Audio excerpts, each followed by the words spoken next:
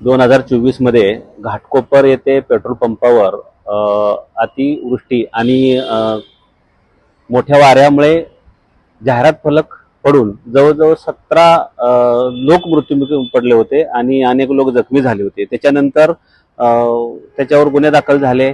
खूप मोठ्या प्रमाणामध्ये मीडियाला वगैरे सगळे प्रकार आले। त्याच्यानंतर सरकारने त्याच्यावर एक न्यायमूर्ती भोसले समितीची स्थापना केली। भोसले समितीने साधारण 2025 मध्ये राज्य सरकारला शहरातील आणि महाराष्ट्र राज्यातील फलक कसे असावेत याबाबत एक अहवाल सादर केलेला आहे आणि त्या अहवालानुसार आता साधारण शहरामध्ये 40 बाय 40 फुटापेक्षा मोठे बॅनर नसावेत, रेल्वे ट्रॅकच्या बाजूला बॅनर नसावेत, इमारतीवर, गच्चीवर आणि इमारतीच्या भिंतीवर बॅनर लावू नये अशा प्रकारचा अहवाल सादर केल्यानंतर मुख्यमंत्र्यांनी तसे आदेश दिलेले आहेत।